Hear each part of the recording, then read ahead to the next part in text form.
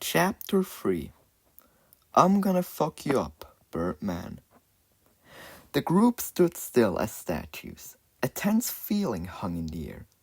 Hunter reached into his pocket and drew his prized M1911 pistol and pointed it at the strange man standing before them. Take another step and I'll make sure you'll never walk again. His hand began shaking as he faced out.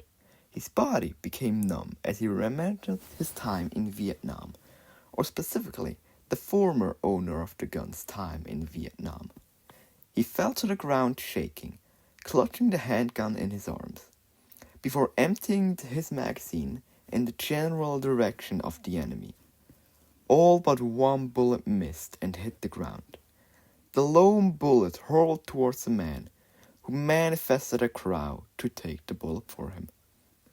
"Hunter, get it together, man," Despacito yelled. He reached into his pocket and grabbed a golf ball and placed it carefully in his palm. "I'm gonna fuck you up, Birdman," he said as he manifested his stand. Pinball wizard. The stand manifested around his arms. He closed his eyes and posed like a skilled baseball thrower would when charging up for a throw. He stood like a statue before hurling the golf ball towards the crowdman. It zoomed through the air, cutting through several crowds as the crowdman tried to defend himself. The ball hit the man in the arm, burrowing through his bones and cutting a clean hole through his arm. He recoiled as he looked down at his arm and fell to his knees.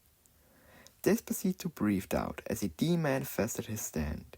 He walked towards the man and spoke. "Surrender now, and we won't hurt you too badly. That injury to your arm is a testament to your weakness." The man stood back up, clutching his injured arm, and retreated his head inside his trench coat. He came back up seconds later and exhaled a white mist, smelling of blueberries.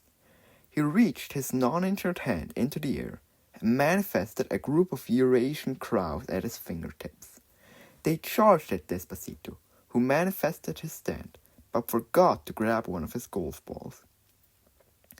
The crowds pummeled him with their claws and beaks, cutting at his face and hands. He wildly threw punches into the group, but kept missing due to his stand making him absolutely blind. "Guys, fucking help me," he shouted at the rest of the group, who had been idly watching the fight from a distance.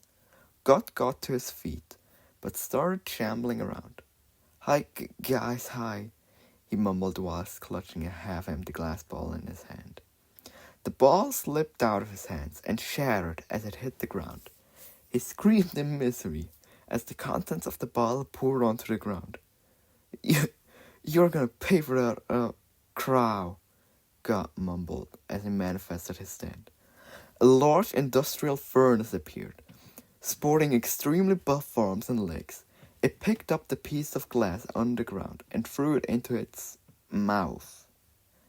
Out from a steaming chimney on top of the furnace came small glass soldiers, dressed in ancient Roman attire and wielded spears and swords.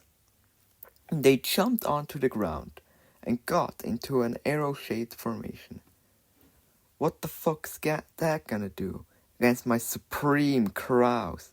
Silly boy, everyone knows crows beat glass. I suppose I should tell you my name before I kill you.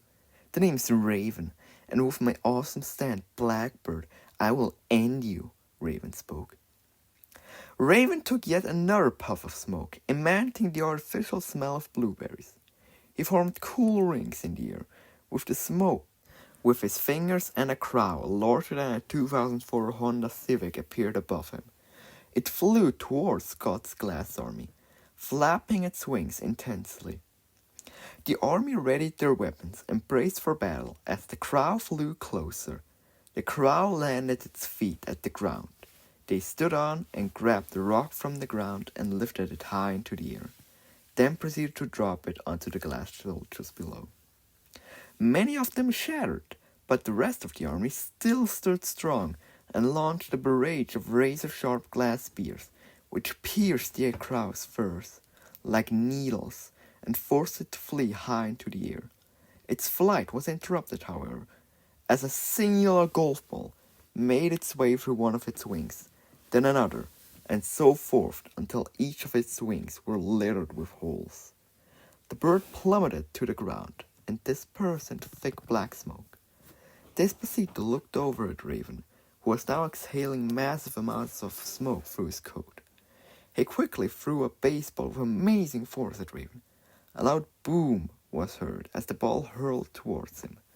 All he could make time to do was lift his hands up as the ball shot a hole through his chest, rendering a hole in his lungs. He looked shocked at Despacito as he slowly fell to the ground. He let out one final puff of grey mist as he died. Despacito then spent 20 minutes screaming at the group for their incompetence. To be continued.